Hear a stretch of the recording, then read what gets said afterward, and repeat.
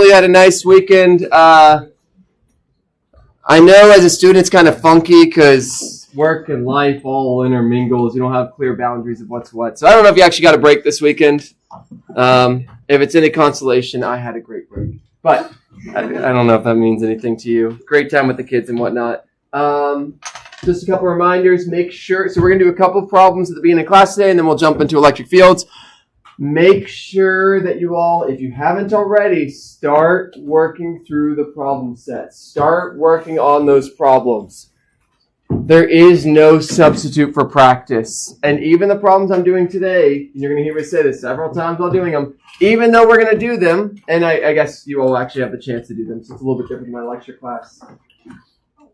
Make sure at some point you try the problems. These ones are complex. Make sure at some point you all can solve these problems by yourself with only the resources you would have on the test. This is the best way to make sure that you all are ready for the test. The two problems I picked for this are ones that have quite a few steps in them. And so, no, you're not going to see a problem like this as a multiple choice, but you might see a slightly more streamlined one for a free response and things like that. This is the level I need you all to be able to do. This is the level of complexity that is engineering, computer science, physics, whatever it might be. You signed up for a complex thing, so you're going to get problems that have a bunch of steps, and so you need to be capable of it. Make sure you all start practicing sooner or later. The later you wait, the more you're going to have to catch up on, the more discouraging that's going to be, the harder it's going to be to do a good job, all those things. As far as our first, quiz or test, yeah. What problem set? Should we just stick to problem set 1? Yeah, that's a great question. Thank you for asking that. The question was, should we just stick to problem set 1 for test 1? Yes. Problem set 1 goes with test 1. It's actually broken down by week. Problem set 2 goes with test 2. That one's broken down by week. Problem set 3 is whatever is left over that we'll cover after test 2, specifically electromagnetic waves. One more thing I want to mention. I told you all that the test would be on 2 days. There is a chance I might just make it on 1 day. It might get just changed to 1 day, and we'll do the free response and the multiple choice on the same day. That is still kind of up, and I'm still kind of figuring that out. So, still kind of like keep both days available.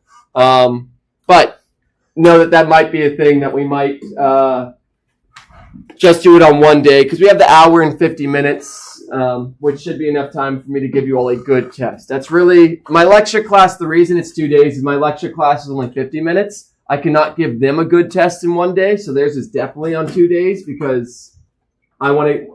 The longer the test, the better chance you have to express your understanding. But because we meet for an hour 50 already, it's effectively 2 50-minute classes plus 10 minutes. So anyway, that's in my mind. I just want to mention it to you all. Still keep both the Wednesday and Friday kind of open. I'll keep you all updated as I think about it more. I tend to just kind of sharing you all the thought process that goes in my mind when thinking about things. All right, we'll go ahead and do the joke from Solomon, and then I will read this problem, and then I'll say, have fun. I'll give you all some hints and things. But are you guys ready? There's a theory that no two people see color the same way. This makes color a pigment of your imagination. There you go. It's good. All right. So I'm going to read this problem, give you all maybe some couple points here and there, and then have you all do it. We have 4 particles that form a square with side lengths A. You can see it there. And they have charges. Q1 is plus Q. Actually, I'm going to add it to the picture just to make sure we understand what this is saying. So this one has a charge of plus Q. Q2 has a charge of negative 2Q. Q3 has a charge of positive 2Q. And Q4 has a charge of negative Q. And the question is, what is the net electric force on Q1 and in what direction? Now, I'm actually going to reference the answer here to show you all something. The answer I'm looking for here is not a number. I did not give you any numbers. I give you numbers in part of variable. It is in variable form. So this is something you're going to see us doing in this class, maybe, I don't know what percentage of the time. Sometimes I'll give you numbers. Sometimes it'll be purely in variables. And one of the things I want to try to convince you, purely in variables is easier. Because if you can build the equation purely in variables, plugging in numbers is actually an extra step. In fact, that's part B. Hey, you got the answer in part A. Part B, just plug in numbers. In physics majors, their upper level courses, we stop using numbers entirely. Specifically, our answers are no longer a number, our answers are an expression. Find the expression, find the equation, just like this. Find the expression. Another reason pure variables is nice is this would answer any problem like this. Given any Q, given any A, you can get the answer. So it gives you technically like an infinite amount of solutions. Any problem that's written this way, assuming the charges are distributed as such, that's the expression for it. Whatever. Go through the process. Step 1. What am I solving for? Start there. Do not skip that step. If you don't know where you're driving to, you're never going to get there. What am I solving for? Draw a picture. There is the picture there, but there are some things you should add to the picture based on what you're solving.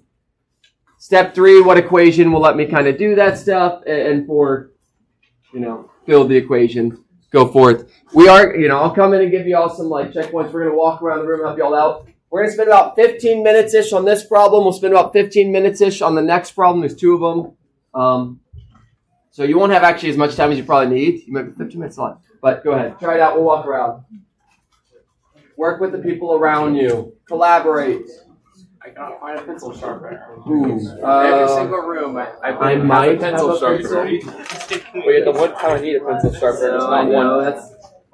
We're not prepared for high school. All I have is Yeah, all I have are pens. Pens work fine as long as you have enough space to scribble things out. There you go. Proud owner of a pen.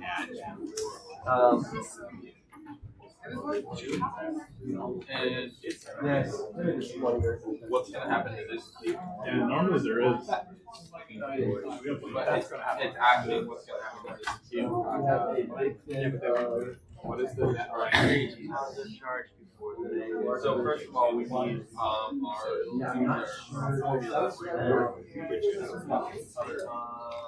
Solomon, do you know where the markers are? Oh, that's it? Yeah. Okay. There was normally a box that had a bunch of them, but I guess they cleaned that out. That's what I have in my Yeah. office. Yeah.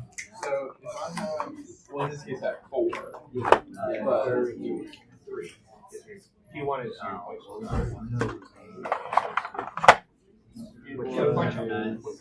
I see. Okay. You can do it separately. You can do any corner of this if you want. What I'm going to be creeping around for is did you identify what to solve for? Or are you drawing a picture? Not as a critique, but that is, if you're stuck, that's what you do. It's not a free What are you solving for? Write down the variable for that. Then start adding to the Good picture start. what you What I think meant might was be relevant there you for go. that. It will help. Yeah, rather than the square. So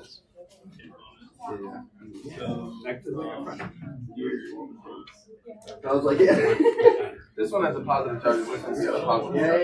Yeah. And which one is so when this push? Very nice work. This one pulls.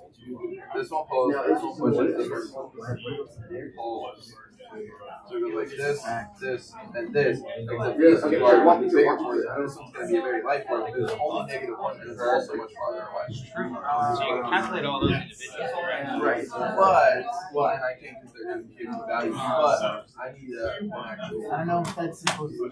You can ask me. Yep. I need, Smacking your head's not going to make it easier. It You're just actually losing brain it cells. legitimately does. I can't confirm. It just, sometimes I just I don't know what to do. Draw free body diagram. 2-1. Just do it the same way every time. So you figure it out. The force of so 2-1 is the force of 2 on 1. Yeah, okay, you are right. Which way is that going? So give those over to What is a free body diagram? Like that. What's the charge? That's what the free body diagram is. I know. The picture is not. So it's different picture than squares. Yeah, But yeah, draw them, and then I'll point out the answers. There's a minus sign in the answer. And you can find out after. I think it's over 30, but Yeah. it shows it's positive, but Okay. this means negative. Yeah. To clarify, Q2 is negative, Q4 is negative. I know they have plus signs, pretend they don't.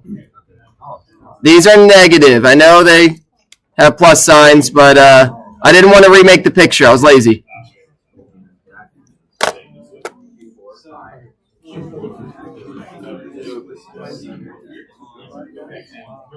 All right.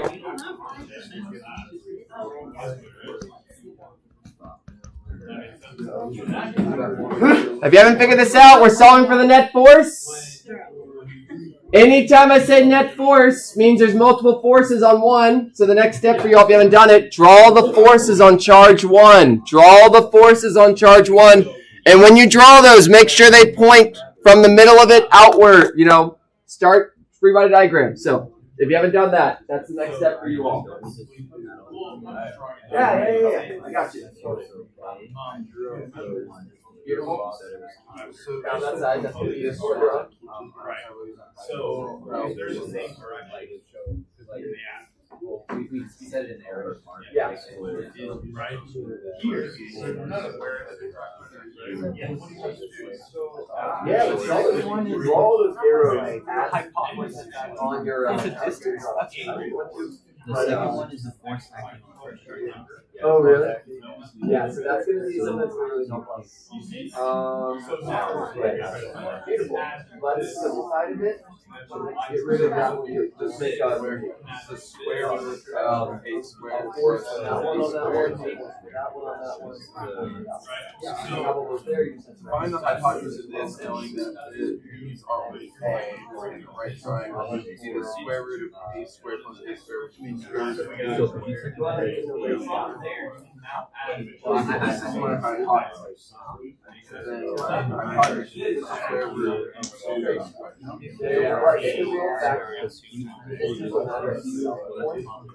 But for now,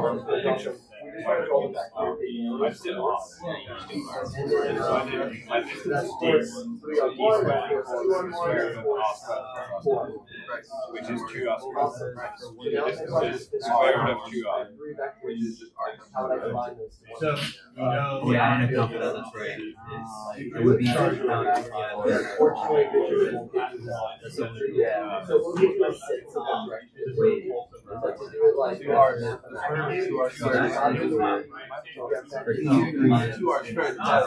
square is r times 2.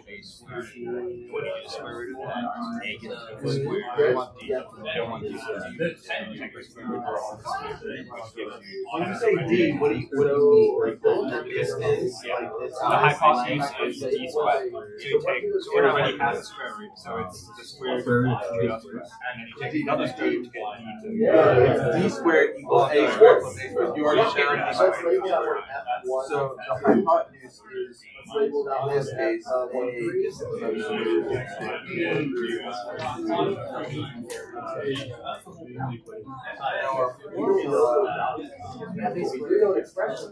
formula should be like this. Yeah, you can do it like that.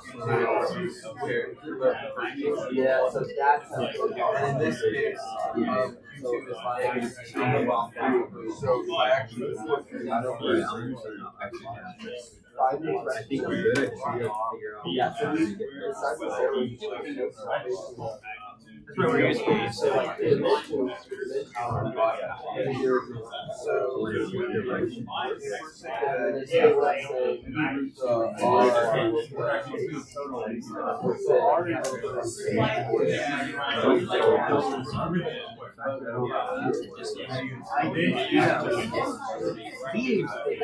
No, I know.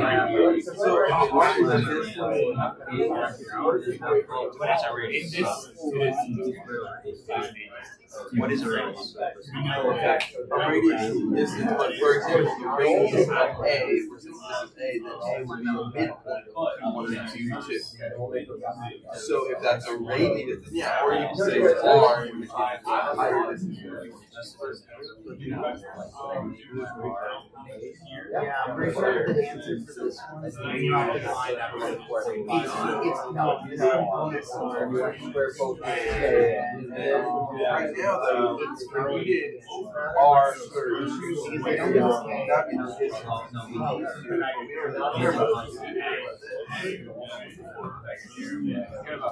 You want to know the force that A doesn't pulling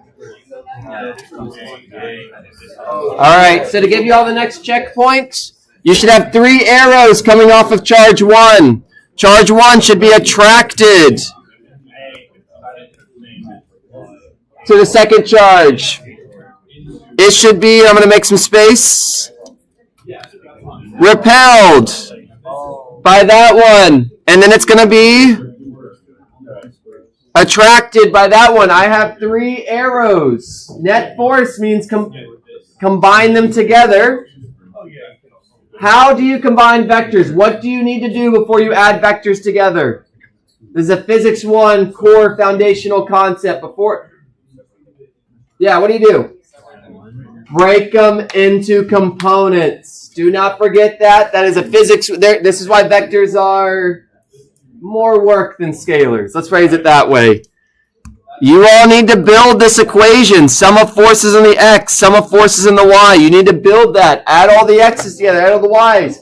To the right is positive. To the left is negative. Up is positive. Down is negative. And then the last thing I need to remind you all of, the equation for force between 2 charges is kq1 q2 over r squared. So that's how you can get the expression for them. Go from there. So,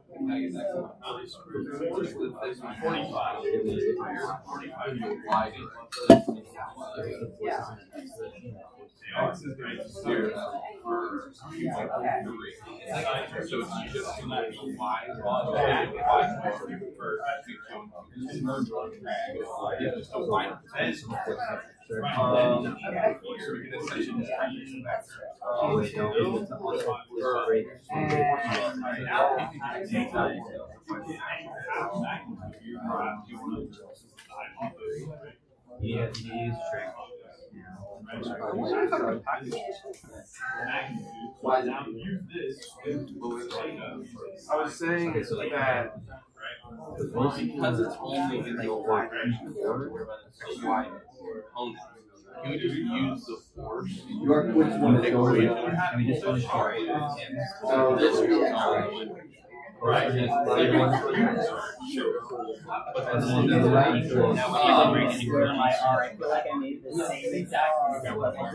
that's what we know is I and C.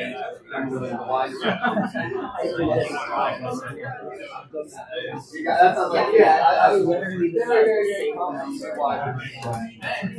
how are you doing over here?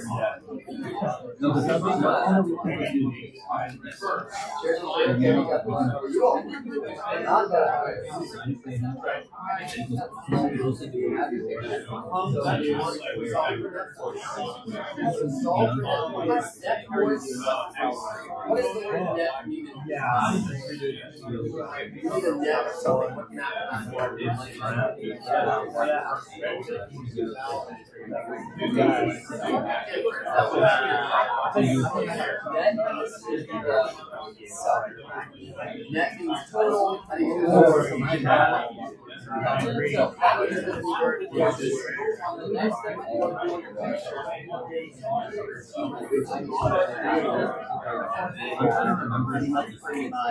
All these are pretty much a lot of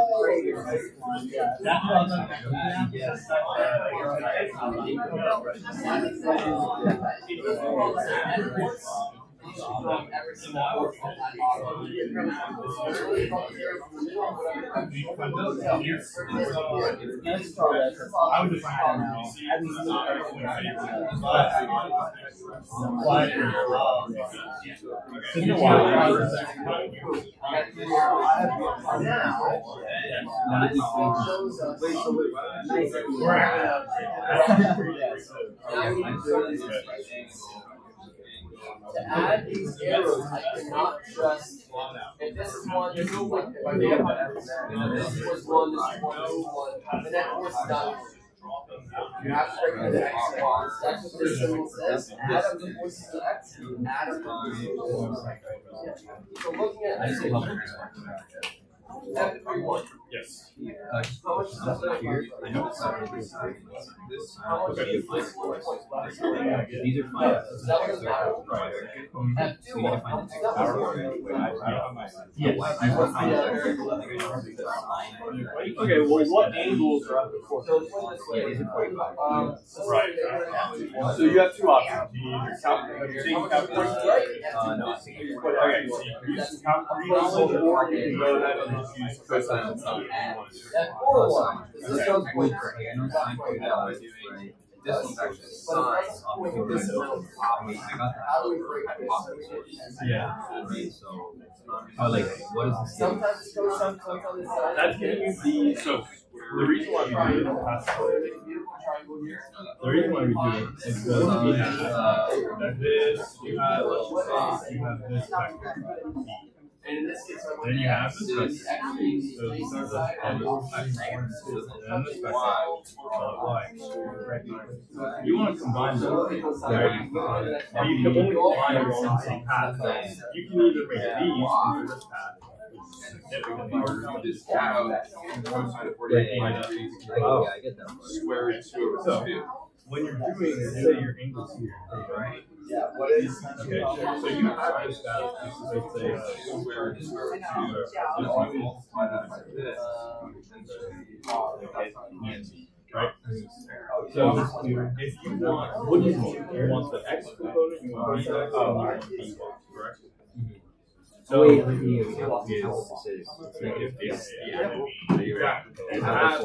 then you can find the force, right? My origin? So remember, you can find the force using q squared over variable r squared. Yeah. So you find your force, and then from there, your force is going to be Direction. So from here, you want ds. Okay. I didn't even put the direction is right here actually. But that one shouldn't matter. But just for simplicity, let's put the 0 at where charge was. Okay, for the sake of time, I'm going to kind of give you all the next steps on this, and then we'll move on to the next one. And then what do you do for Vy? To sum up forces in the X, here's what I'm going to do. I'm going to purposely write this more than I need to make a point. So F31X plus F21X plus F41X. I have purposely not done a couple things. Right now I just kind of said it's sum, so we're going to add them all up. F31X. Does F31 point left, right at all? No. So does it matter? No. Good. Get rid of it. I just put it there just for like completeness sake, just to show us that logic. F21X. Which way does F21 point? Left or right? Right. Does it point purely in the right direction? Yes. Perfect. So we're going to replace that with F21. Positive, because it points fully to the right. F41X. Does that one point right or left? Right. If you all look at 41, it points, people would look at that and say it points to the right, so it's going to be plus. Now, the X component of 41 is not F41. This vector points down to the right. You need to break it into components. So to do that really quick, someone tell me, what is this angle going to be?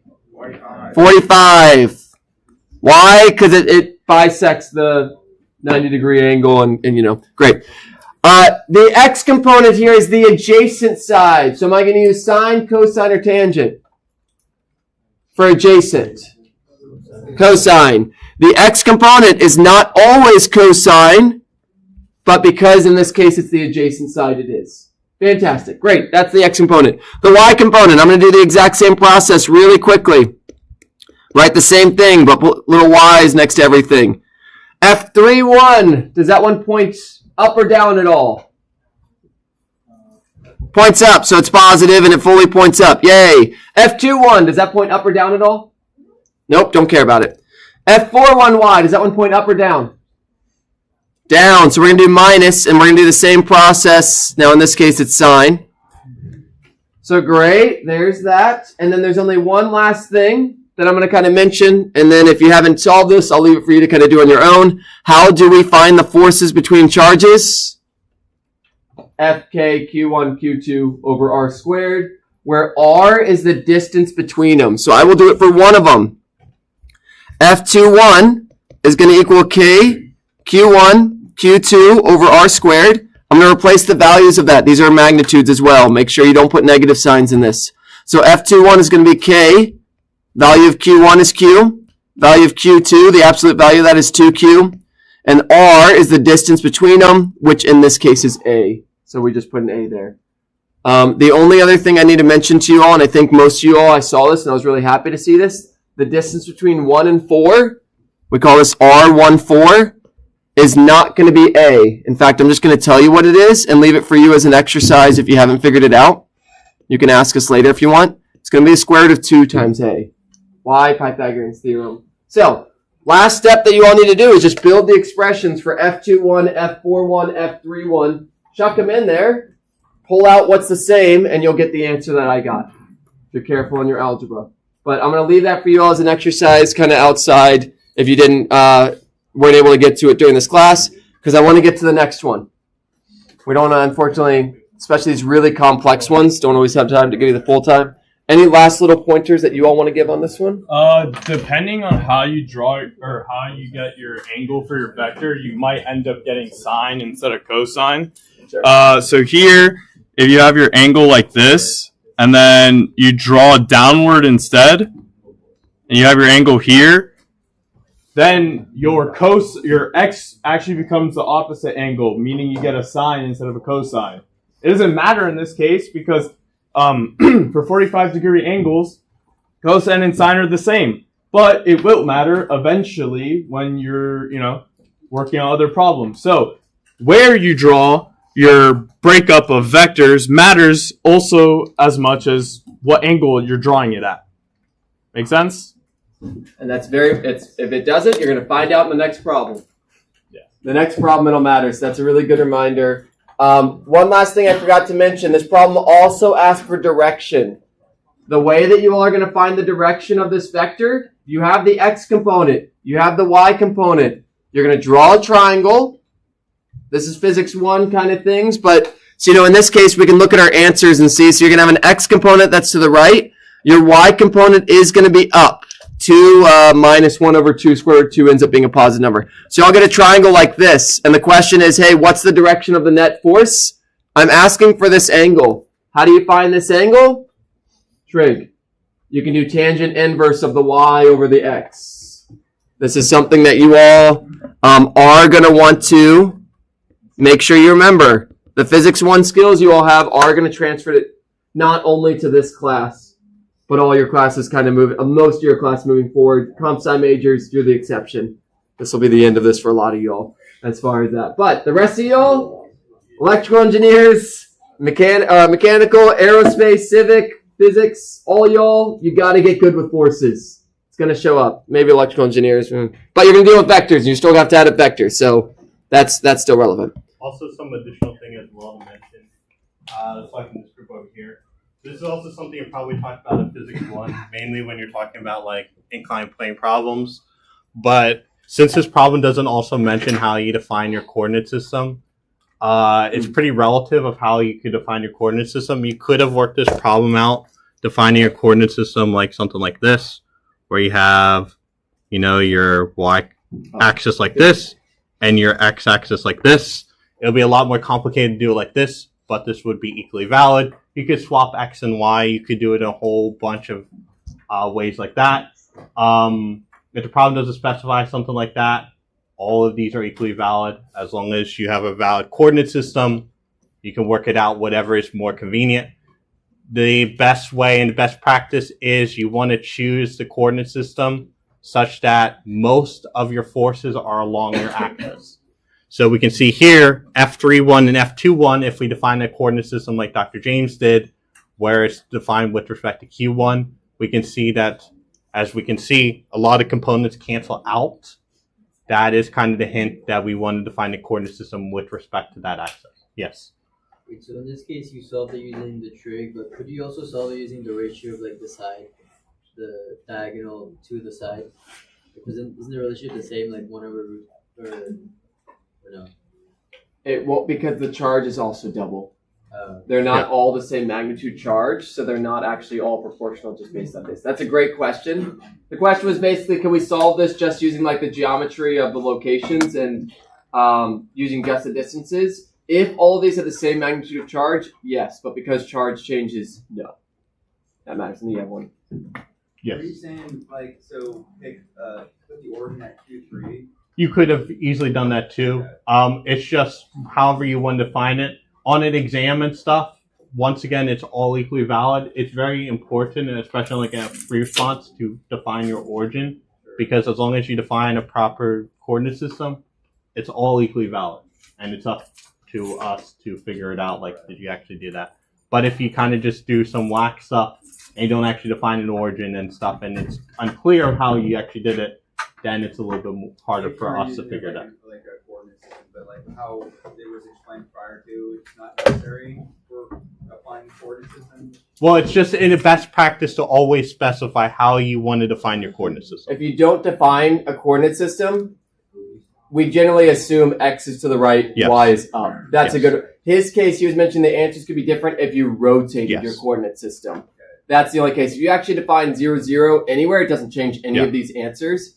But it would change if you rotated your coordinate system, like Physics 1 you might have done for inclined Yes. planes. I will tell you in this class, I don't think I have any problems where it's beneficial to rotate your coordinate system. If there was one, I would actually explicitly tell you all, because it's a cool skill. It's a very useful skill.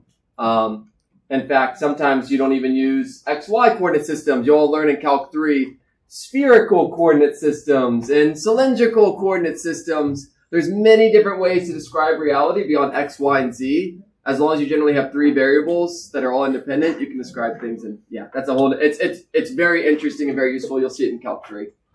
I was just confused on the equation of F21.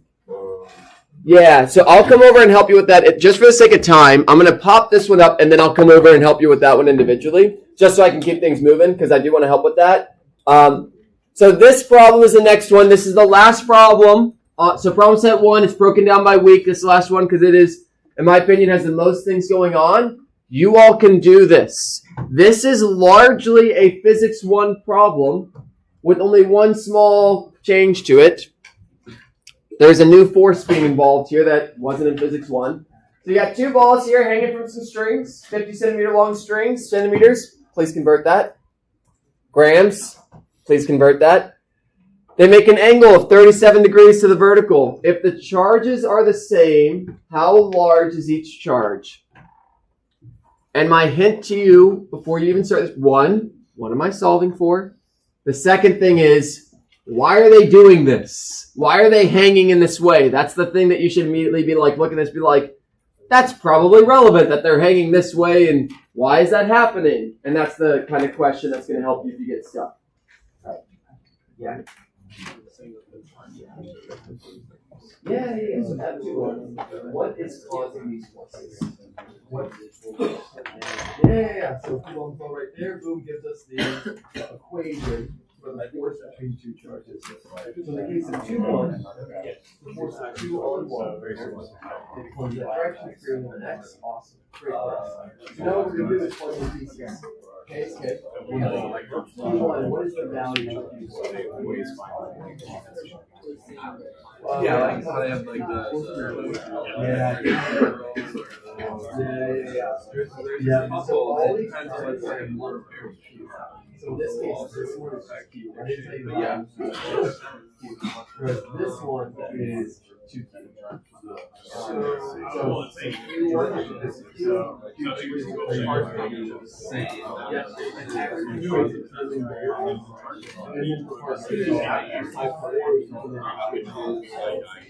Yeah, there's placeholders in that.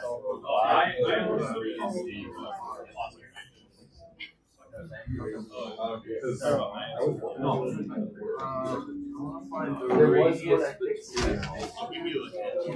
There was one that the force was like 1.25, right? Think about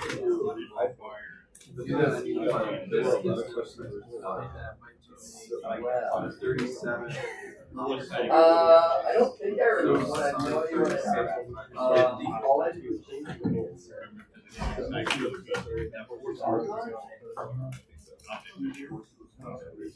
do your action. I meant to change the answer. But I'll look into it. Yeah, thank you. Well, I figured since you were holding Yeah. Sure.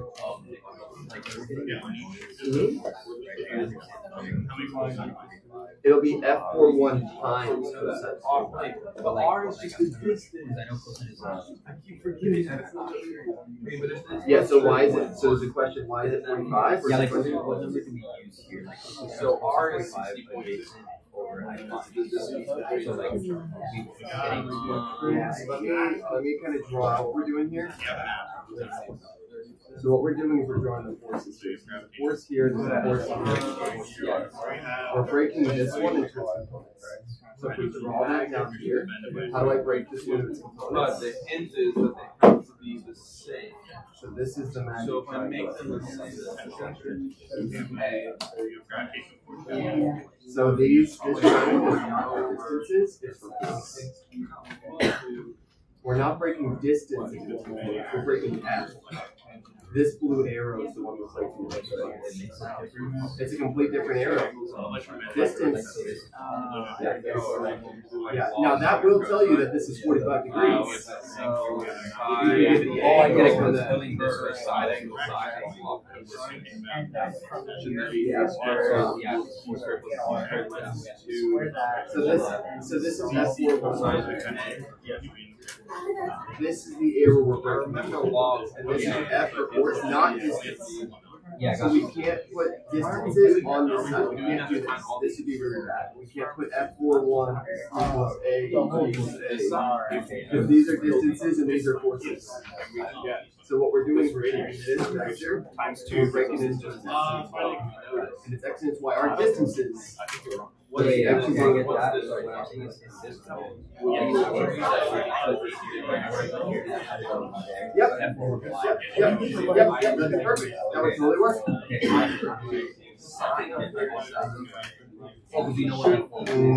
We know the expression for that. We know the angle, so we can. Yeah, we know. Yes. So that's where I was mentioning this. You would have F41 in front of it, and that would give you this. Using this triangle. Ironically, actually using your triangle, F4 would be fine. Which is this distance. Yeah. So it would totally work. It's not a cosine. Yeah. So for this question, Yep. for correct things, it was grams to kilograms. Yeah. Centimeters to meters. Yep. Always. Every single problem. I think to solve this, we have to Well, there will be a small formula that comes with this one. It's a really simple one. Alright, so y'all are solving for charge. If you haven't identified that first step, we're solving for charge. The next question, and this is a useful strategy, what equations have I taught you? There's only 2 equations. We're probably going to use one of them. It sounds silly, but this is a useful practice for any class. One of them was this Q net equals number of protons minus number of electrons times 1.6 e to the minus 19. Hopefully it's obvious that we're not going to use that one.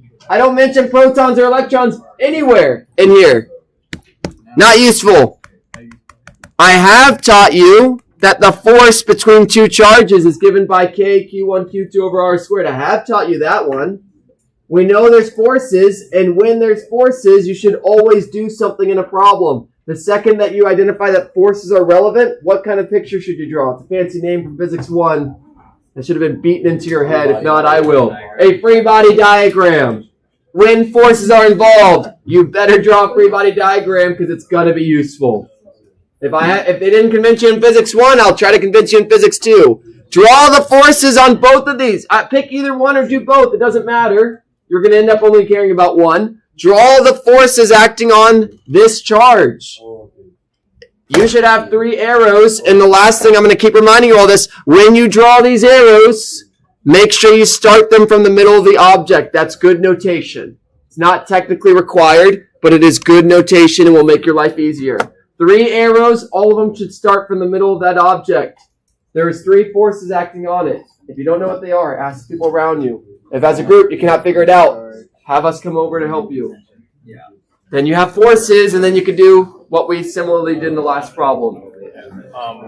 I have a question. When it says if the charges are the same, is Yeah. it talking about positive, negative? Yes. Okay, Yeah, that's we don't what I actually thought. we actually have no Okay. idea whether or not these are positive or negative. Right, that's what Yeah, I was yeah, saying. And there's no way to find Nope, out. nope, yeah. not in this setup. Yeah. Yeah, because sometimes they'll ask that. Yeah, that's a good question.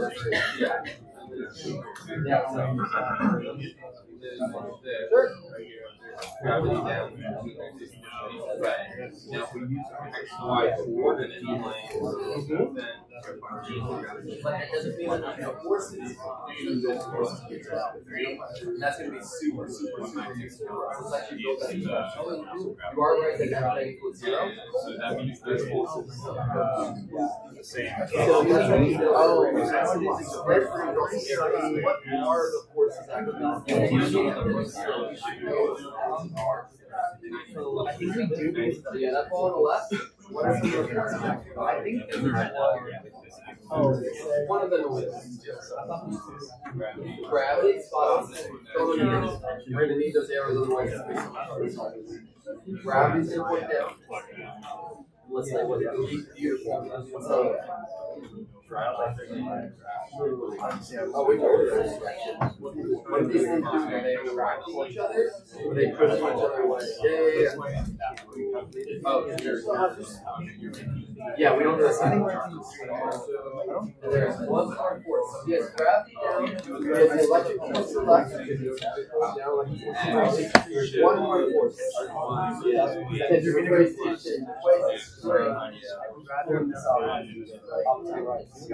forces now, you know that they, when you add the x components together, so it's 53, and you add the y components together, it'll equal 0. That was cool. The force acting. What about the gravitational force between them? Oh my gosh. You can do it. Good. It just would be so negligible. Yeah. It I wouldn't actually affect- had a student in my physics 1 class. I had some charges that were separated from each other, and it said find the net force on them.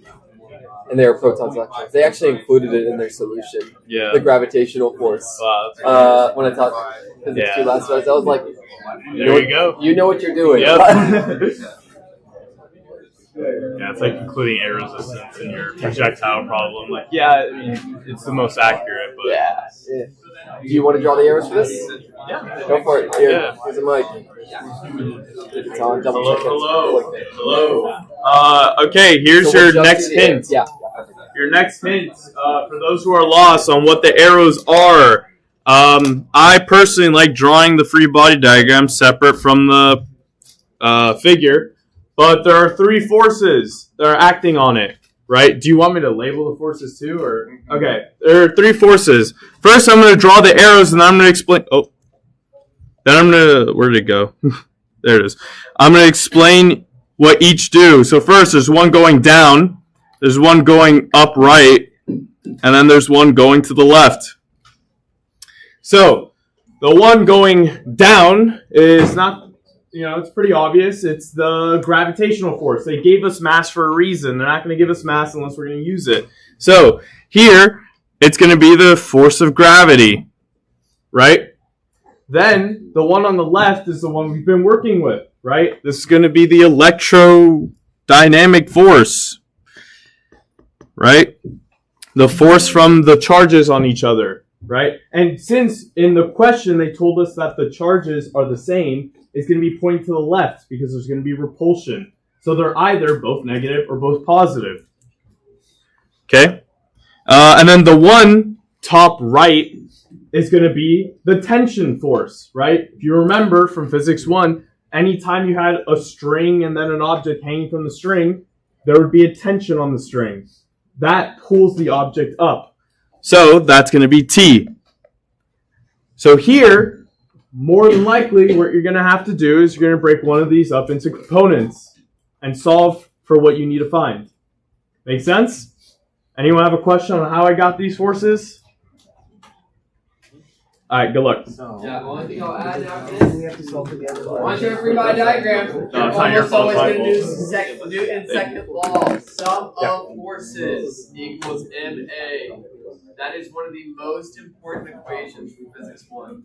F net in the x equals MAX, F net in the y equals MAY. That's going to then build those equations. And then math.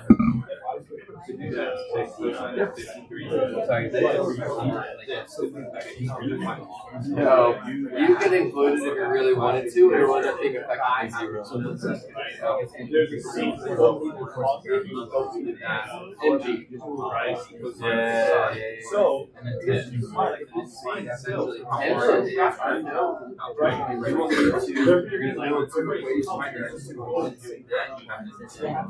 Tension is not, there is no equation for tension. Can be.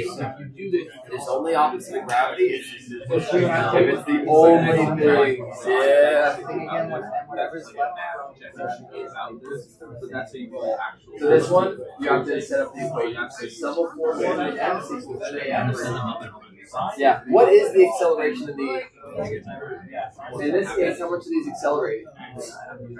Well, what do y'all think of the table? What's the acceleration of these objects? Zero. It's not speeding up, it's not slowing down, it's not changing direction.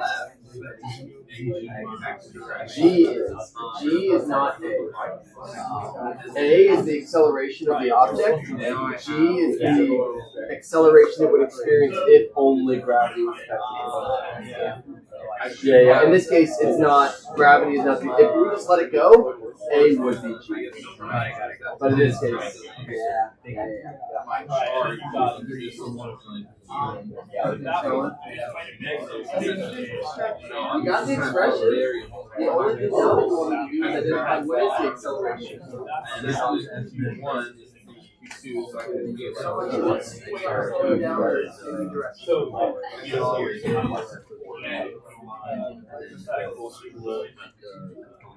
So what's your acceleration right now? Acceleration of these objects. They're speeding up. They're just sitting there and stacking blocks. What we call it. So that means boom, that side zero, that side zero. And then you just need to build the left side. What are the forces in the x direction? Just like we did in the last one. What are the forces in the y direction?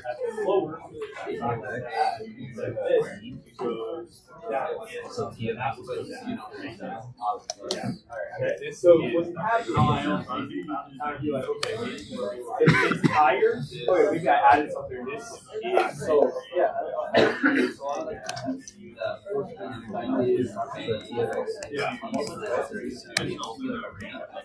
Well, no, I think it used to be I know we don't have that place. We have this one. No, most of the time, like I do stuff like just because they know like here, like you it would like yeah. So for this, it's probably here or something you don't really see. Everything by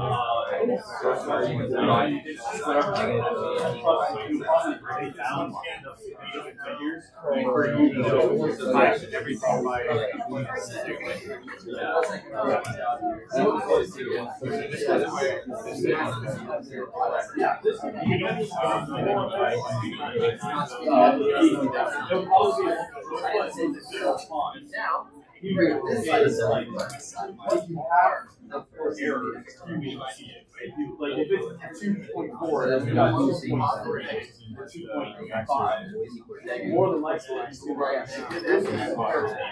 plus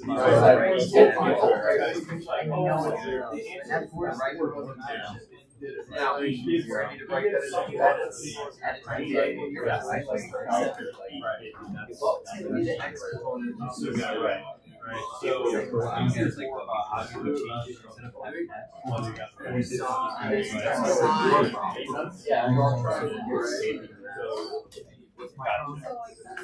Acceleration X. And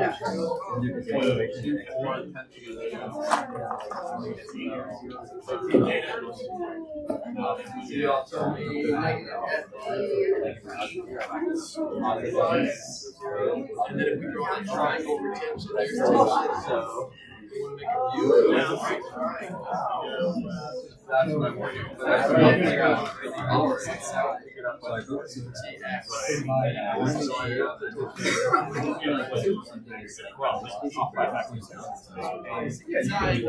up to you, right? It's completely up to you. Like, it's down as possible. Yeah. So that's, but you gotta keep it consistent. That's the only thing. So we're going to do that, and then you can replace this with another equation. Yeah, that'd be great.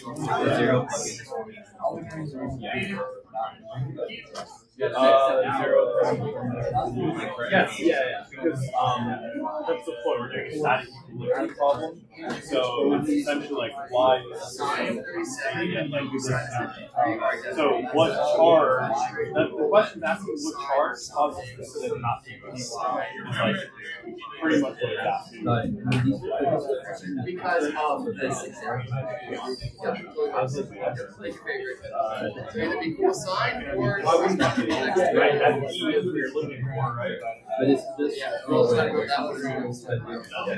Or you can use energy and also get the same answer. You know what I'm saying? All right. For the sake of time, let me go ahead and build these equations for you. In the x direction, we have negative FE. Technically, the force of gravity is actually In the x direction, we have the x component of the tension. Why is it sine of 37? Because of trigonometry.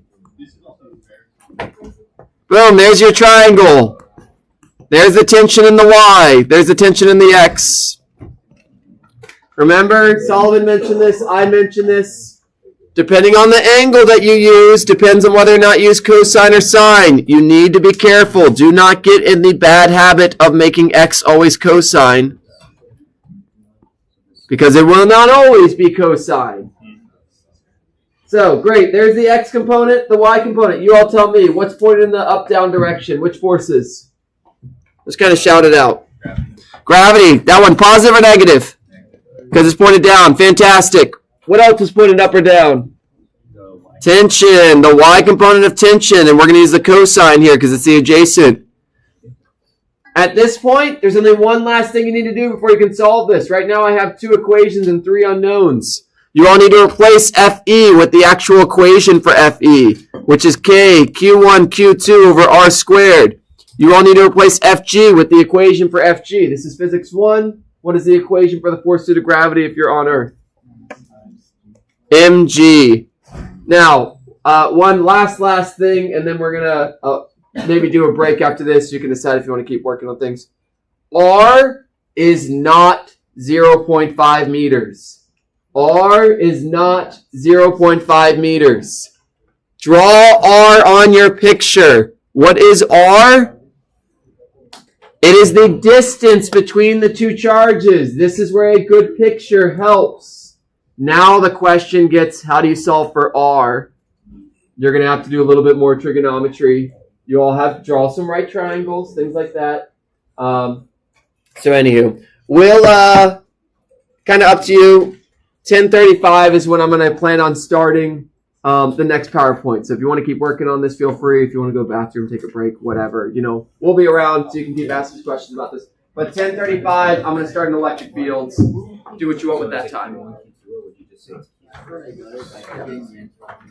I will still say Q1 and Q2. Yeah.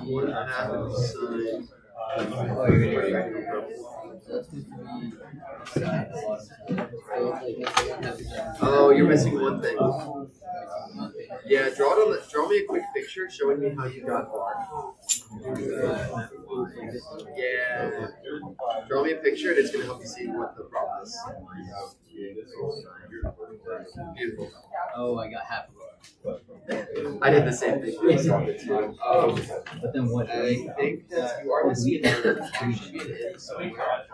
think I just said G. Yeah, so make sure you put MG there, and your calculator also. And make sure when you do M, do not plug in 0.2. That's the other one. What is M? When I convert it to kilogram? Yeah. 3 zeros and 2. Yes, perfect. Yep. So that might be it, that factor of 2. Did you need to square root the whole thing? Yep.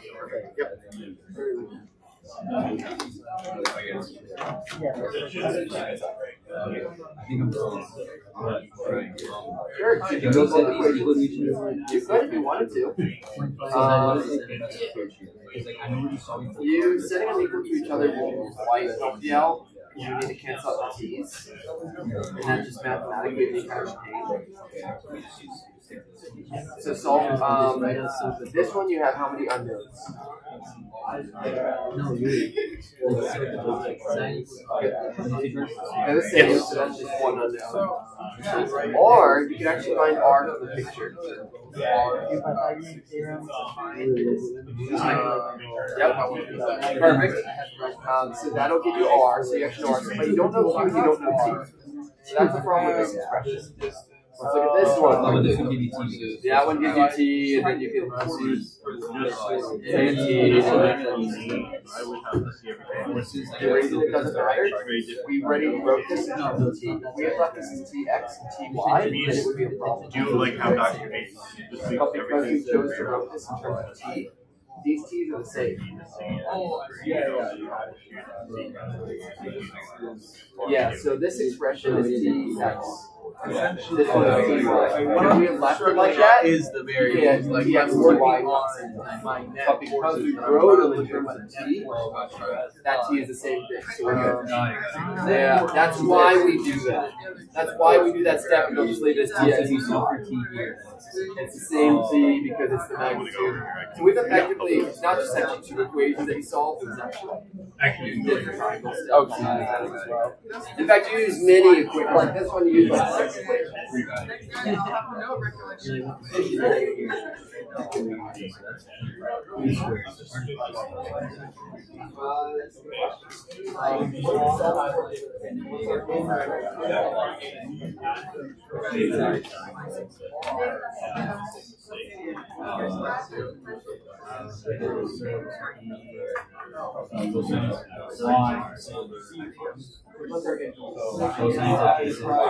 It's all over here.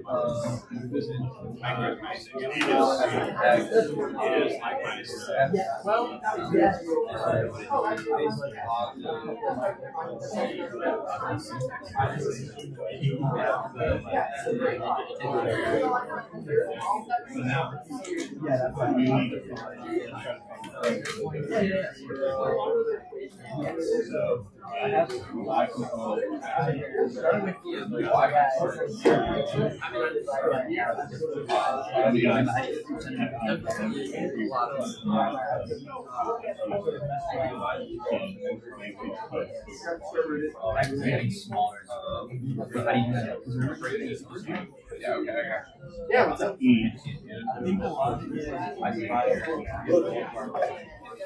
It's like, yeah, It's e to the negative 2. Right? It's e to the negative. You like hearing about This that? and then just divide this. what I want you to do is Oh, I get what you're saying. there you go. That is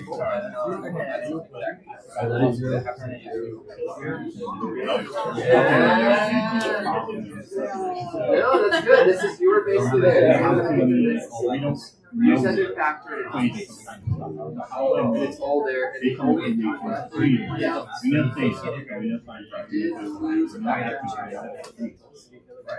Well, we're trying to talk. We do that. And we get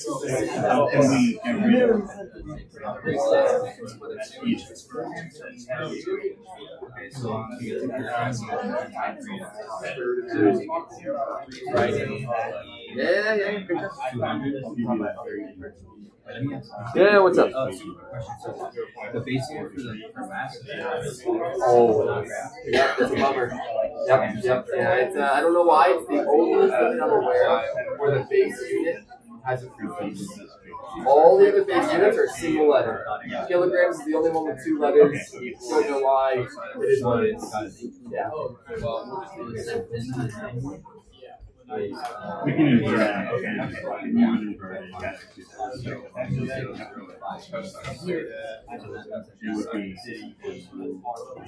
just did that one. If we just flip it over together, so you just divide it. You can divide it in that. The magic is. This force of gravity staying connects to this. I get sine cosine, and this goes here. And that's where you get cosine goes up there. And this is the force of gravity that I can place it. But I can place that though with K, Q, over R. Well, we know there's two cards.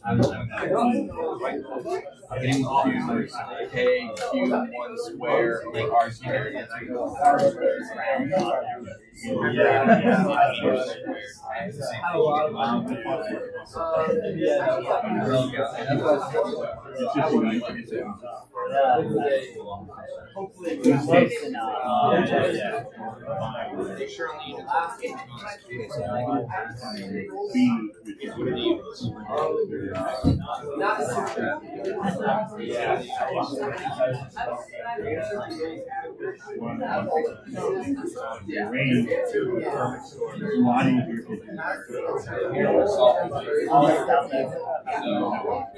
This, I know this, and I know this, and I know R squared is here. And I get divided by K.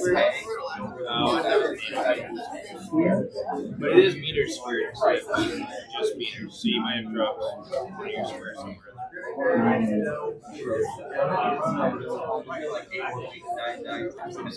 think you missed some meters. Okay, so divide by that, and that should give me. How many centimeters are That's you? what I want this here. How many It's centimeters? just, I'll tell you right now, it is a lot easier, especially as an engineer. You do it. Write everything in terms of variables, and then plug everything in. Just reading that and looking at that. I will try.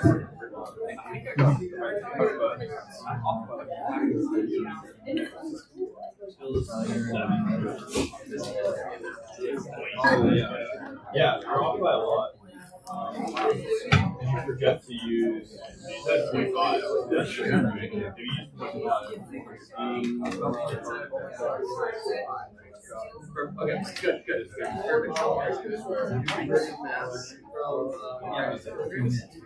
I Yeah, 0.2. You wrote it up there. Oh, makes sense. Okay. Because you're forced to Oh, that's It isn't 200 kilograms, 0.002.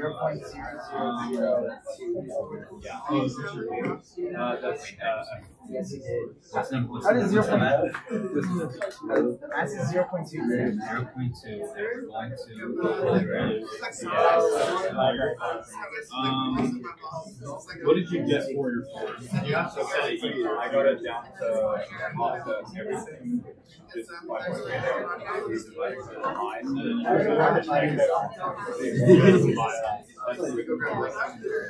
Yeah, they just combine I just want to check math, make sure numbers are good, make the process is good. My friend gave me that.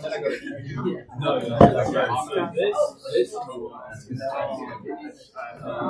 what direction?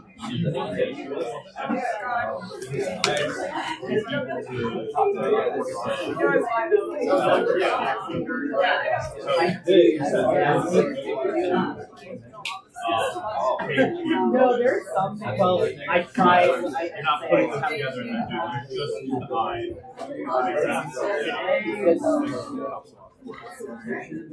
Yeah, I'm like.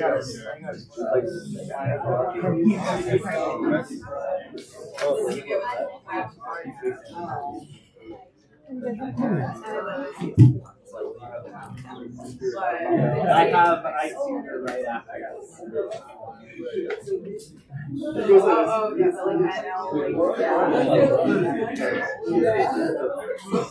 What other sessions? You're like scaring me so much with like all of your like prize possessions.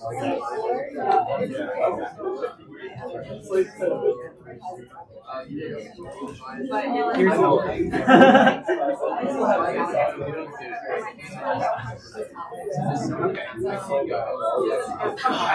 I didn't put, well, no, what I'm saying is I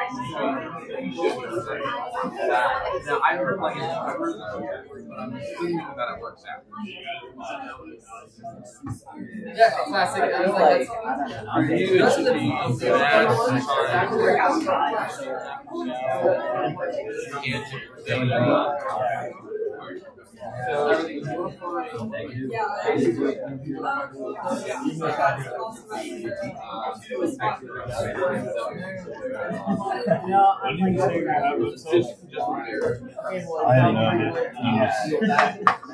Right now, just is very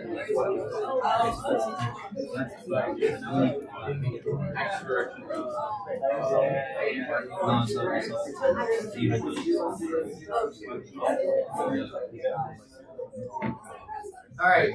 So, again, great problem. If you haven't finished it, make sure you work on it at some point. Try it out.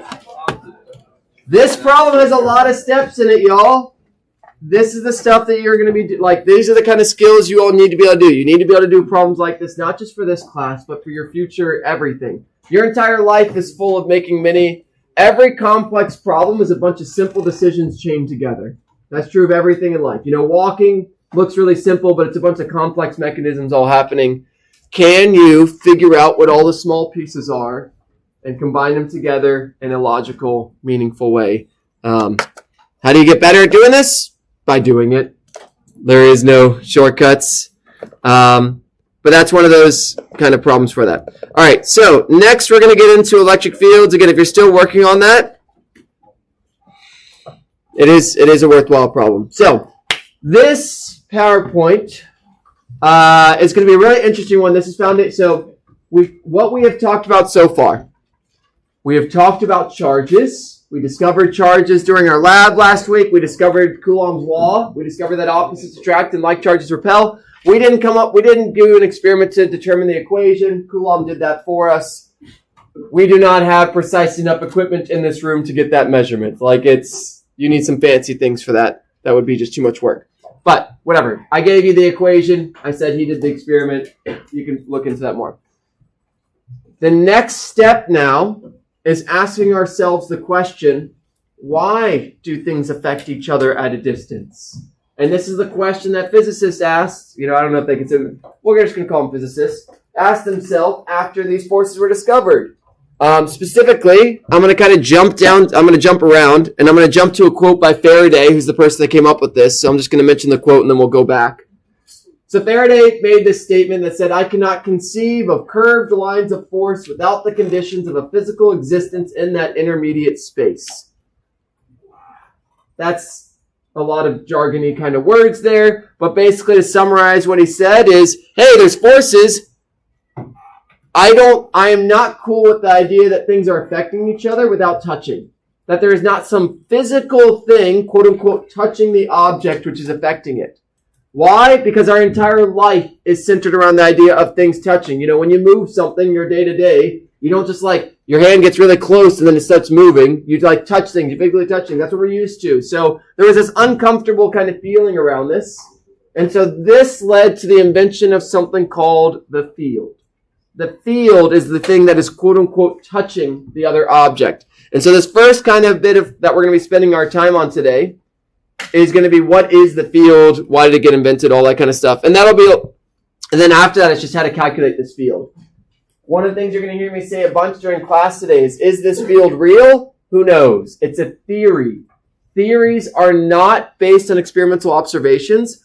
Theories are things used to explain experimental observations. They're used to explain why the forces exist. Are they real? Are they not? Who knows? But they are useful.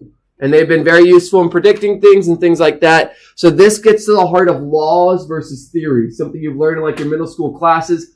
Laws are observations of realities. You bring two positive charges together, they're going to repel. That's a law. That's a fact. Charges in the universe do that.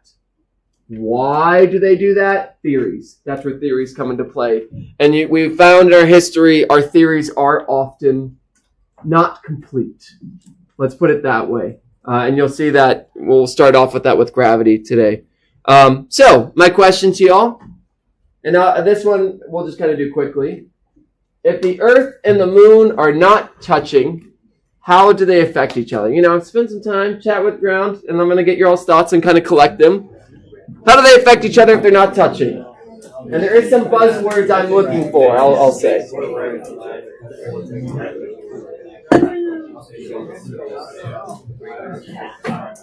Right. Field.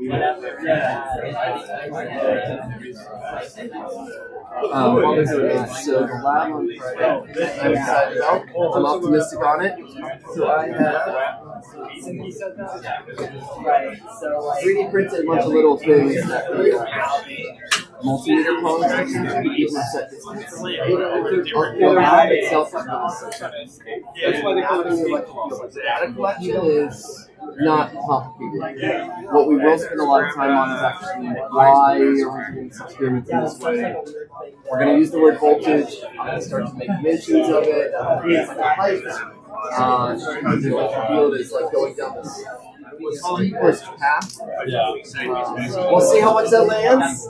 But I tested this experiment. It does work really well. So you take the two cogs, you put them here, the red one in the middle, black one, you just rotate it in a circle. And wherever the voltage is highest, that's the direction of the field. The bigger that voltage value, the bigger the power should be. It works really well.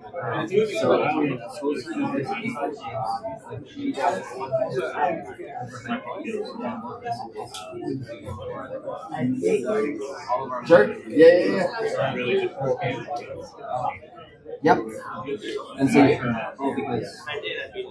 I lean heavy on height. So like if you're cool with height, voltage is like height. And then the field is just the path, an arrow that comes to or the way that water would flow. So that's the dream, because voltage is notoriously conceptually misunderstood. All right, what do y'all got? Give me your theories. Gravity. All right. My follow-up to that is what causes gravity? Mass does cause gravity. But what is the quote-unquote physical manifestation of this gravity? That sounds really weird. But like we go back to Faraday's thing. Does it bend space? Ooh, so that's the newest theory, that it bends space and it warps space. That's the new one. What was the old one? It's a word I've used many times. Fields.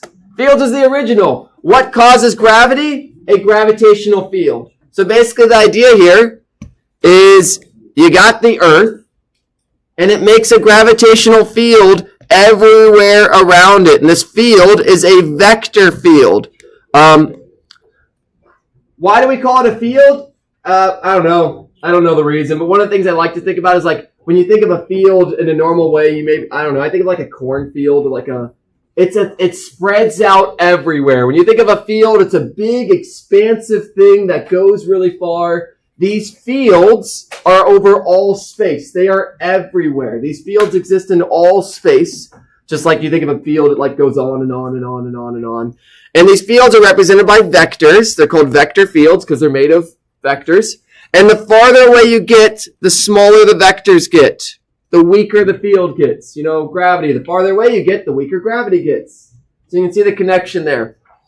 The Earth makes gravity everywhere around it. This gravitational field is everywhere around it.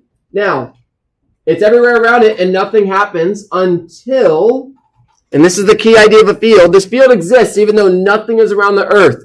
But the second I put another object in that field, it experiences a force due to the field where it's located. That's the idea here.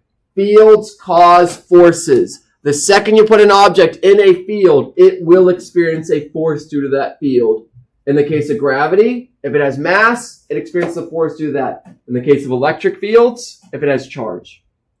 So, you know, any object placed in this field, if the moon suddenly got closer, it doesn't care about the field that's far away. It cares about the field where it's at. So this field is the thing that's quote unquote physically touching the object. And it exists everywhere. And the last important thing that I'm not going to test you on, but it's just an important thing to kind of have in your back of your mind. This field does not update instantly. If the Earth moved, which it does move, if the Earth moved to the left, the field miles, let's just say 1 million miles away, does not know that instantly. That's another benefit of this field. It takes time for this field to quote unquote update. How quickly do these fields update? The speed of light. So for example, if the sun blew up, you wouldn't know that the sun blew up for 6 minutes, because that's how long it takes for us to get light from the sun. It's 6 or 8. I always mix it up. I think it's 8. Yeah, I misquoted my first class. I'm terrible at this. Memory's trash. Whatever. 8 minutes. Not only would you not be able to, the light just to see it, the Earth would keep going around the sun as if it was still there for 8 minutes. It would not know that the sun's gravitational field had now spread out differently for 8 minutes because that gravitational field takes time to update. That's an important idea. If you all seen like those gravitational waves, why are there waves? Because it takes time for that field to update. So as those objects are moving around, the curvature of space-time, but you can even also think of it as fields, updates and you get waves. That's actually how we make that's how we make light and all radio signals as we move a charge and the field updates. We'll see that at the end of class. So it's an important idea that information doesn't update instantaneously. It takes time, and these fields help us with that. So, great. Every single force we talk about in Physics 1 and Physics 2 is due to fields. Fields cause forces. One object makes a field, the other object experiences a field. That's the key idea here. It's true of gravity, it's true of electric charges as well. All right, and great, there was that. This is a summary of kind of what I already said. It's a vector field. There is scalar fields. Voltage, we'll make a voltage map next week in our lab. These fields, these vector fields, result in forces. Again, things already said. Are they actually real? I don't know. You can't see them. What's the only thing that you can get from these fields? The forces. The forces are real. We know that 100% that there's these forces. Are these fields the actual cause of it? I don't know. And that's where I tell you all, like, gravitational fields were the original model. They realized that was not complete. And they introduced the curvature of space-time to explain things that gravitational fields did not. Gravitational fields, like I've been telling you all, only affect things with mass. We discovered that light was affected by gravity. That doesn't make sense because light doesn't have mass, so they had to introduce a new theory to build on that. Theories they get updated when we learn new things. It's an important thing to have in your mind. So great, there you go. All right, here's a definition of an electric field. It is the force per unit charge a positive charge with a value of 1 would feel if you put it there. That's the definition. If I put a charge there and I take that force and I divide it by 1, that's the field. So there's a picture, and I'll explain a little bit more. The units for this are newtons per coulomb. If you're like, where do those come from? It comes from the equation. The units for force are Newton. The unit for charge are Coulomb. If you divide them, ta-da, you got the units. The units come from the equation. And these fields point in the direction a positive charge would move. So they point away from a positive charge and towards a negative charge. These fields point in the direction a positive charge would move based on the definition, and they point away from a positive and towards a negative. To try to help this land a little bit better, I'm going to add one more thing to this. So for example, in this picture, I have two charges. Let's call them charge 1 and charge 2. Two charges. And they're interacting with each other. In this case, they're going to attract each other. One's positive, one's negative. Great. So here's the way I could think about this in terms of fields. Charge 1, I could find the field due to charge 1 where charge 2 is located. So if I wanted to find this field, so it's a field due to 1 at this specific spot where charge 2 is located. How would I do that? I would find the force of charge 1 on charge 2, and then I would divide it by the charge 2. So that's the idea here. Charge 1 causes a force on charge 2. If I take that force and I divide it by charge 2, I have the thing causing the force, the field. Basically, I cancel out that charge 2, the thing that's in it. That's one way of kind of thinking about this. I could do the opposite. If I wanted to find the field where charge 1 is located, and just to kind of show you all this field is going to point away from charge 1. Why? Because these electric fields point away from positives and towards negatives. That's a rule. That's just a rule that you all need. It's a definition based on how charges move. So if I wanted to find E2, if I wanted to find this field, I would calculate the force of charge 2 on charge 1, which is exactly the same as F12. They're the exact same. And instead of dividing by charge 2, I'm dividing by charge 1. So it's basically what's causing this force? Get rid of the charge. Boom, that's what's causing the force. That's the idea here. And they point in the direction of positive charge move. So in this case, which way would charge 1 move? Would it move towards the negative charge or away from it? Towards. So that's the direction of the field. Now, if you all look at the electric field due to charge 1, which way is that negative charge going to want to move? Towards the positive or away from it? Towards the positive. Which way is the field? The opposite way. Why? This is a good rule of thumb to have in your mind for the rest of this class. Negative charges always do the opposite of what you want them to. It's a good rule to have. Negative charges always do the opposite of what you want them to. It's a good rule of thumb in this class. We tend to define things based on what positive charges will do, and then negatives do the opposite. It's nice. It's convenient. All right. So let's see if any of this made sense. Let's see if any of that landed. Dr. James. Yeah. Oh, yeah. Yeah, just to clarify, so the charge itself is still being attracted, Mhm. so we learned previously, but Yeah. the field is what's opposite now. In the case of a negative charge, the force and the field are opposite. Okay. It will be The field is opposite. going the opposite way. Yeah. Whereas in the case of a positive charge, they line up. Oh, okay. Yeah, because negatives always do the opposite. Got it. That's what makes them different than positives. Yep. All right. So here's a question for you all to get to the heart of what a field is. I have a question. It's hey, what's the direction of the field of this black dot? So the top left of this black dot is a negative charge. There's nothing else anywhere around it. What is the direction of the field of this black dot? There is nothing located where that black dot is. There is nothing there. So which way is the field at that point? Is it down to the left, up to the left, up to the right, down to the right? I am not asking for force. I am asking for field. Chat about it, see if y'all come up with the answers based on the definitions we've given. It'd be probably right. It's acting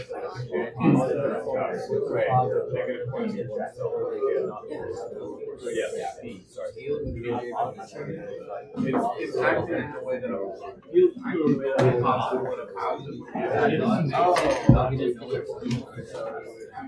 Just assume that they're Yes. No, it's not. this direction. Oh, I think they like to do this. That's one way. The other is electric field pointing towards negative. Why do they point that way? If there was one there.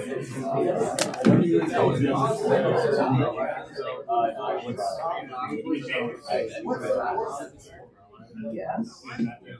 Oh, I figured out. Nothing there.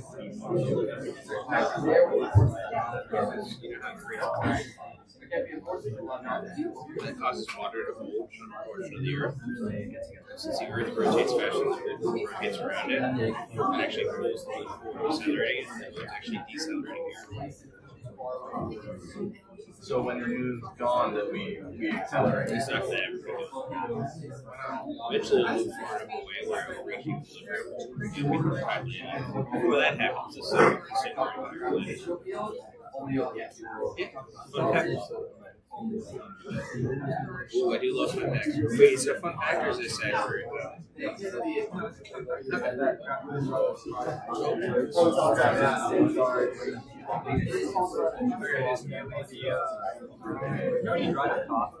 Like you stick your hands out.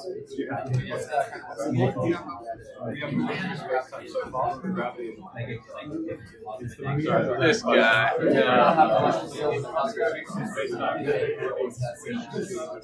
Just actual question though. Yeah. If this was say positive and this charge was negative, then they would be attracted to each other because the field around this charge is positive.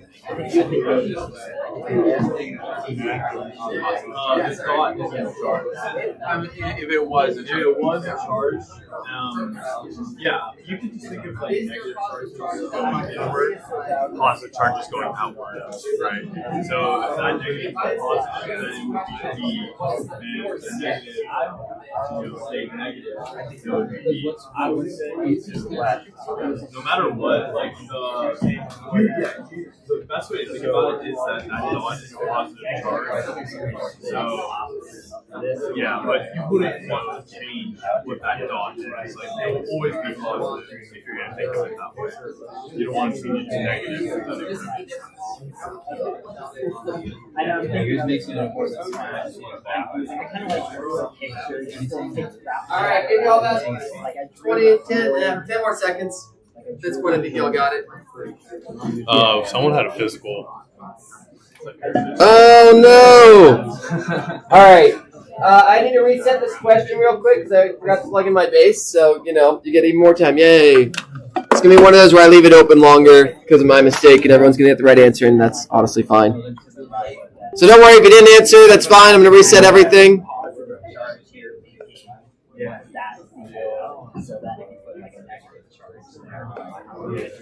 Alright, this is going to get sent to you again. Please answer it. I'm going to actually leave it open while I give you the answer anyway, so you're going to have tons of time, but re-answer it so that way the physical ones work. I forgot to put this thing in. Alright, the key here with electric fields point in the direction a positive charge would move if one was there. If we pretend, is there anything at this black dot? No. You can see in the pictures it's a black dot. There's nothing there. But if, hypothetically, there was a positive charge there, which way would it move? If I pretended with my really good imagination that there was a charge, there is not a charge here. There is nothing here. But if we pretend, then the answer is going to be B. And this gets us to the rule, electric fields point towards negative charges and away from positive charges. Why? Because fields point in the direction a positive charge would move. Positive charges will move away from positive charges. Positive charges will move towards negative charges. If I instead asked this question and I said, what is the force at that black dot? What is the answer there? You don't know. There is no force. Can you have a force if there's no object there to experience it? No. You can't have a force on nothing. Like, what does that even mean? Nothing. It's nonsense. This is the difference between fields and forces. There is no force here, but there is a field. The second you put a charge there, it will experience a force. But if there's nothing there, then no force. Don't get these mixed up. It will happen to you. It happens all the time. I have questions on the test where I'll have a picture and I'll say, find the field at this black dot. And I will get questions during the test saying, what charge is there? And I'll say there is no charge there. And then people's brains are really confused because they're thinking of forces. All right. Okay, hopefully everyone's answered this point because I need to open a new one. So if you haven't, answer. I think I had 70 people, so I don't know where 10 of them went. But last chance. 3, 2. Ooh, got 2 people. As a reminder, these don't count towards your grade right now anyway. Friday is the first day they're going to count. We're doing a lab on Friday anyway, so I might actually extend it to Monday as the first day it counts because we're not going to even ask any on Friday. All right, here's a question. An electric field points to the right. Which way will a negative charge experience a force if placed in this field? We don't know what's causing this field, but there is a field. Put a negative charge there. Which way is it going to get pushed or pulled, depending on your preference? Up, down, left, right.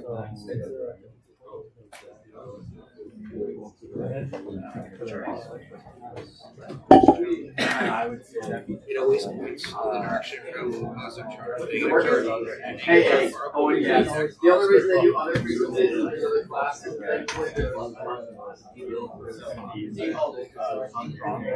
So go to the electric field. See how? Forces in the generator.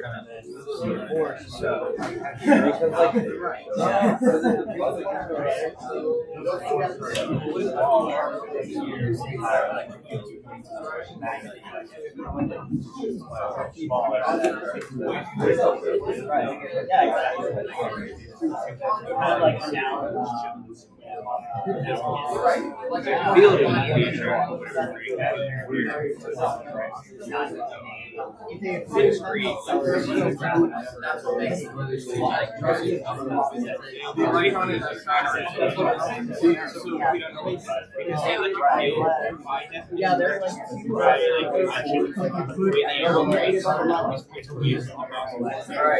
so in fact it's pointing so the negative will always move the other. Okay, so this is the opposite way you expect. And this is just conventional. They do it the other way. Positive, negative, triple on a battery. That's the only difference.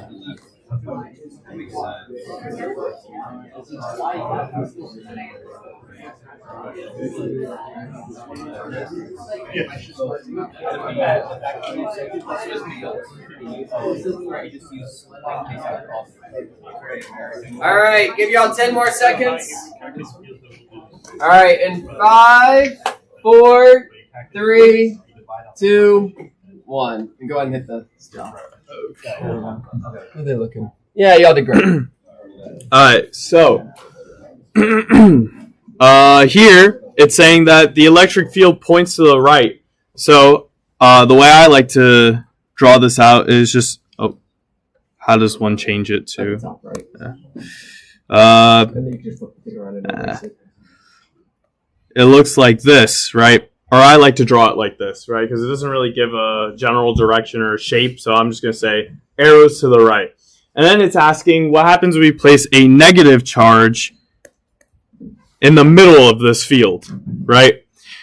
First off, we said that you can treat a field kind of like a positive charge. So another way a lot of people like to write the field is having positives at the ends of these arrows, right? Because now it kind of visualized what you think is going to happen, right? So opposites attract like a repel. Here, the negative is going to get pulled towards those pluses. Make sense? Right? So the force is going to be over to the left, right? That makes sense for everyone? Yeah, the question I have when we talk about fields, Mhm. do we always consider them having like a positive charge, or is it? It's one way to explain where they come from. You Mhm. could pretend we don't know what's causing this field. One way that we could cause this field is putting a bunch of positive charge. Remember, electric fields point away from positive charges. So if I put a bunch of positive charge on the left, that makes sense. It's making field arrows that point away from it. Mhm. Now, on the flip side, you could do the opposite. What's another way that you could make this field? You can put negative charges on the other side. because negatives electric fields point towards negative charges. And this is actually good foreshadowing. This is what a capacitor looks like. Capacitor is a bunch of positives in one plate, bunch of negatives, and it makes an electric field pointing from one to the other. So this is one way we can pretend that this is what's causing it. Another way you all can answer this is the definition of a field. The definition of a field is a direction what kind of charge will move, positive or negative. Positive. The direction of a field is the direction a positive charge would move if placed in that field. And then remember the mantra, negatives always do the opposite. They always do the opposite of what you want. Yep. So 2 different ways to kind of conceptualize this. We don't know what's causing this field, but we could pretend like this is what's causing it, and it would be accurate. Yep. And this is the beautiful thing about fields, is you don't need to know what's causing the field to be able to use it to predict what's going to happen. If you know the field at some point, if I measured the field in space at this point, the gravitational field, if I put an object with mass there, I know it's going to fall in the direction of the field. Same with electric field. If I measure the electric field at some point and I put a charge there, I know which way that charge is going to move regardless of what's causing that field. Because usually what's causing the field is really complicated in the real world. So, all right. And again, this is just a summary of that. They point away from positives towards negative. Negative charges experience a force in the opposite direction for the reasons aforementioned.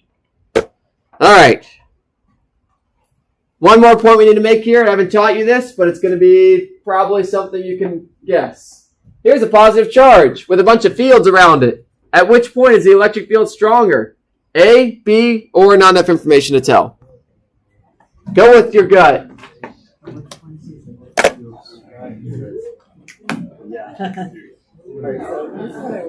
Solid option. He's always good. Option E, you know. Dare to be different, right? Rebel against the system. Anarchy. Yeah. Make my own answers. Yeah. Make my own, yeah.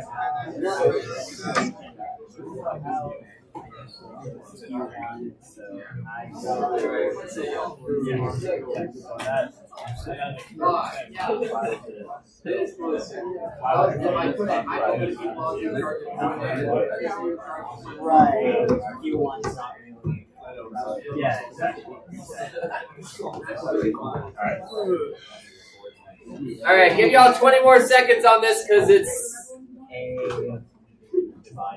not complicated.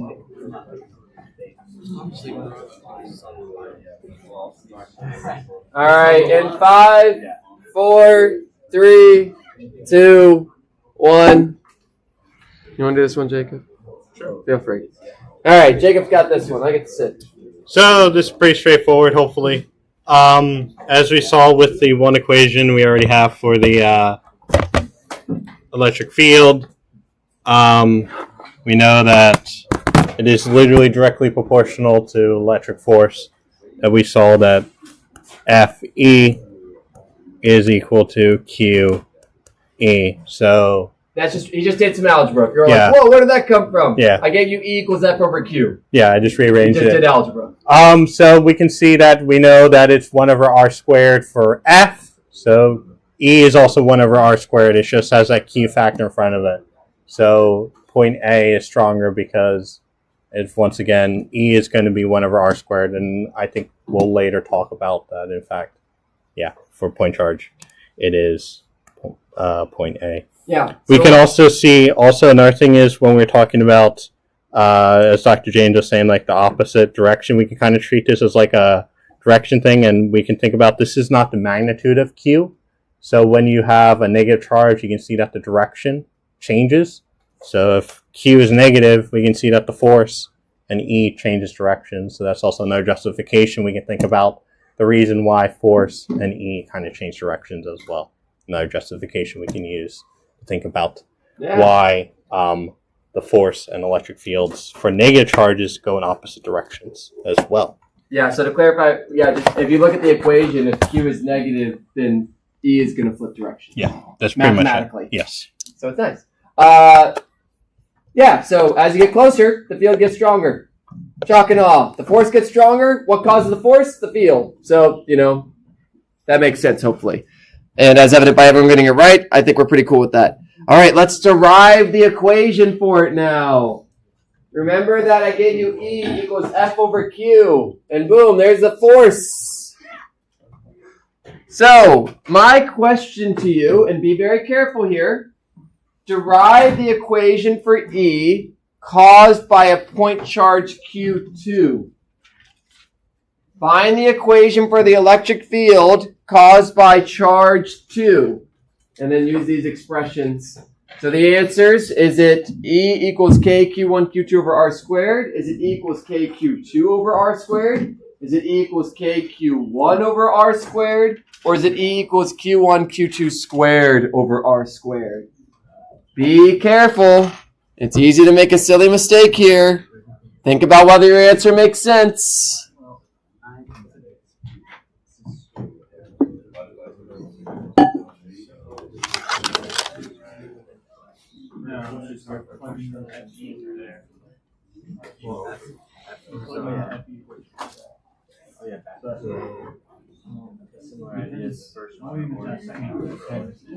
Let's purposely lean on this. Yeah. Yeah. Electric field. The force of Q1 over R squared over What? And right, adding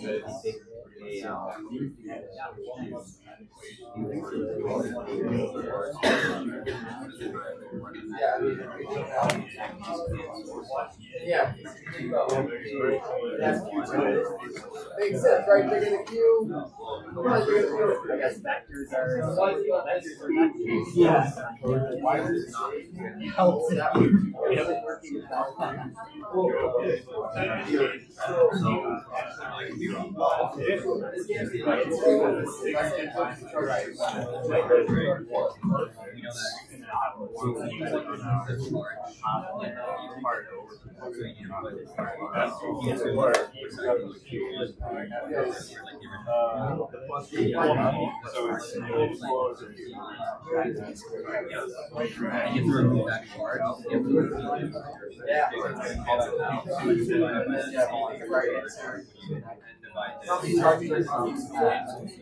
One, sorry, it's just probably one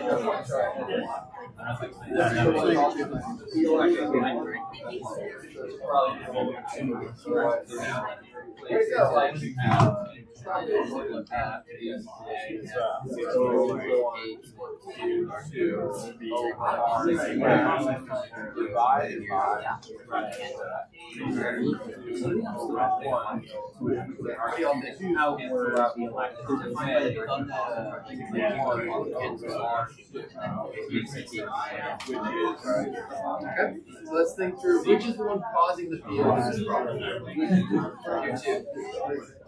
So as Q2 gets bigger, what do you think is going to happen? It'll have a bigger charge. Do you think it's going to be a stronger field?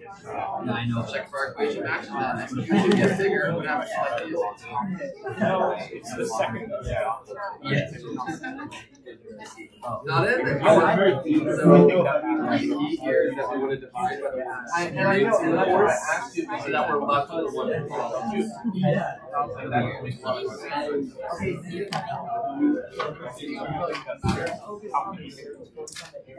We're good. This is the reason we do. That's the reason we have these mathematics. At the end of the day, our equation should match reality. That's always, you can kind of read it at the end and see if it makes sense. All right, 10 more seconds.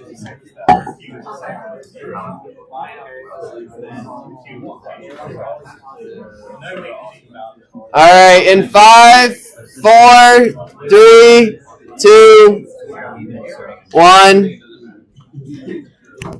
All right, so before I do any math here, we're just going to think through conceptually. What's causing the field in this problem? Q2. As Q2 increases, what should happen to my field? Should increase, right? Makes sense. As the charge goes up, the field goes up. So Q2 should probably be in my equation. Should definitely be in my equation. How many charges are we saying causes this field? One or two of them? Just one charge is causing it. Now, if you had to vote, there will be forces, but as far as the field is concerned, I just said what's the field caused by one charge. So this gets us the idea that our answer should probably only have one charge in it, and it should probably be the one causing the field. So without doing any math, the only option that satisfies that condition is this one. It's Q2. As Q2 goes up, E should go up because it's the one causing the field. If I asked you for the field caused by Q1, then the answer would be C. Now, mathematically, let's express this. Remember that I told you the field made by one charge is the force that either charge experiences divided by the charge that's experiencing that force. Basically, cancel out the charge experiencing the force, and we're left with what's causing it. That's the idea here. Put the wrong thing there. Get rid of the one experiencing the force so that I can... Oh, sorry. In this case, this is correct. Let me actually reword this, though, to make it... If I want the field that charge 2 makes, get rid of the charge that's experiencing the force. And then by doing this, we get K, Q1, Q2 over R squared divided by Q1. The Q1 cancels, and I get the field that causes the force. And our equation should make sense at the end. This is the hardest thing that I have to teach you all. It's one of those that sometimes clicks, sometimes doesn't.